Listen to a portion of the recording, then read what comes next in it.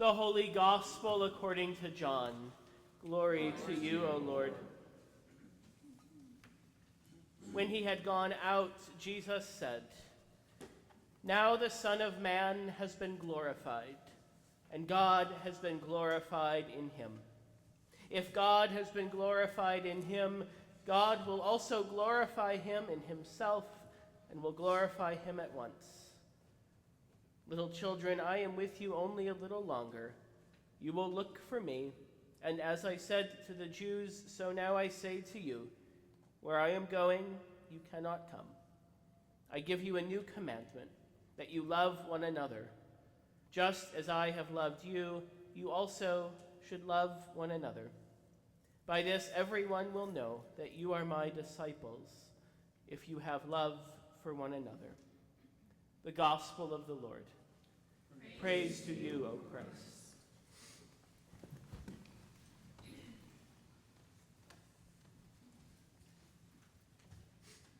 So last week I lied. Well, sort of.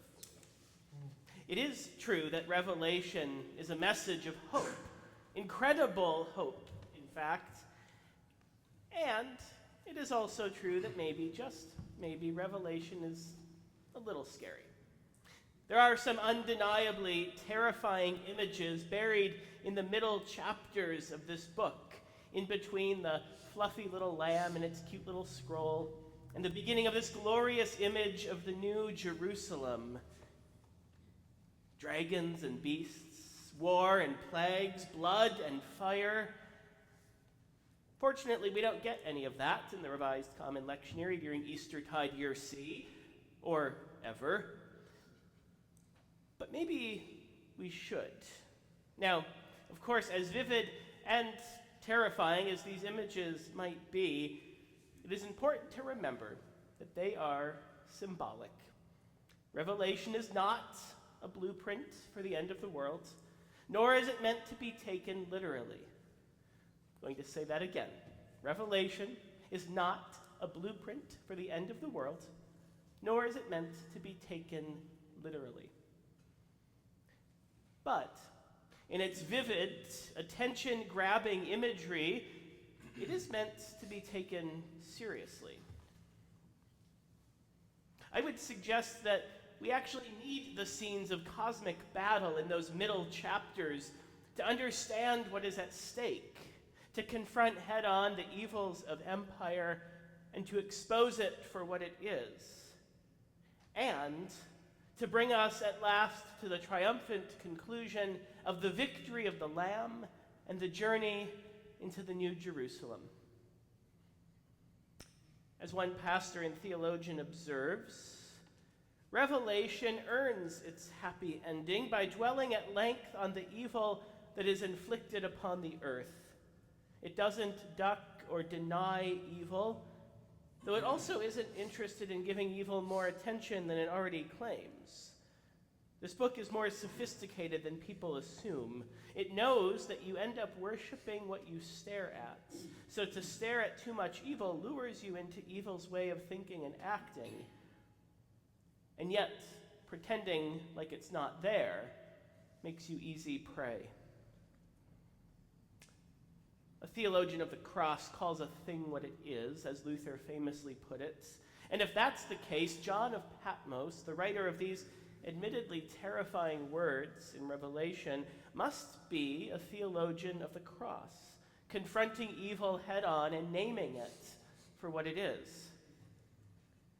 A theologian of the cross also places God squarely in the midst of suffering on the cross, hence its name, in solidarity with the oppressed, alongside those who cry out under unjust systems. See, the home of God is among mortals, the Apocalypse writer declares at last.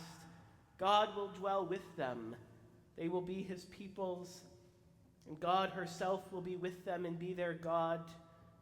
God will wipe every tear from their eyes. There is repetition here, far more emphatic and intentional in the Greek, as is so often the case. God is with us. God will dwell with us. God will be with us. And speaking of Greek, this home or dwelling is skene. This is the tent of meeting that contained God's very presence in the wilderness after the exodus from Egypt, as if to reinforce for Revelation's first century hearers, this is where God is, as surely as God was with your ancestors.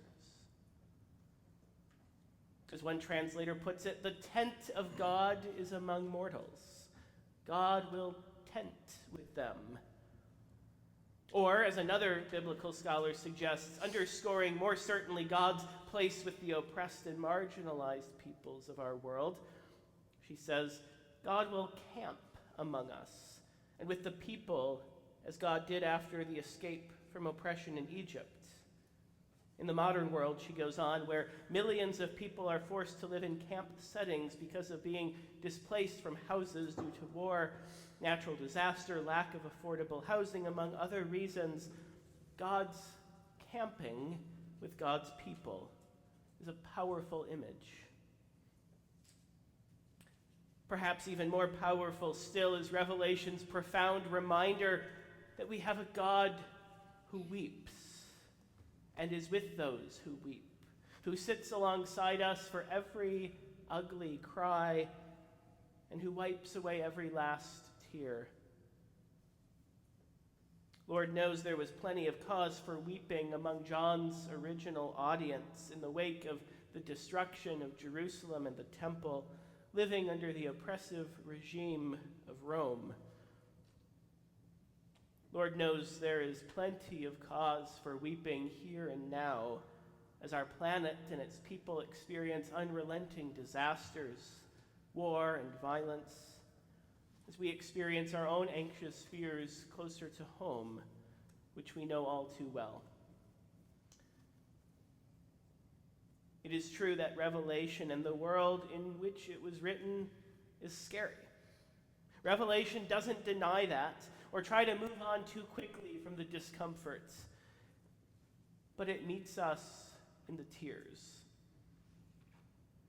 It is also true that Revelation doesn't leave us there, but offers us a message of incredible hope. Our Lamb has conquered. God is with us. Our God, the Word made flesh, camps with us. Our God, who himself weeps at the tomb of his friend Lazarus, wipes away every tear from our eyes. That's the remarkable thing about Revelation. This is not future prophecy, but much more profound than that. This is reinforcement of what already is true. Our risen Jesus has destroyed the power of death and daily renews us in the waters of baptism, the water of life. Our Lamb has conquered and indeed is making all things new.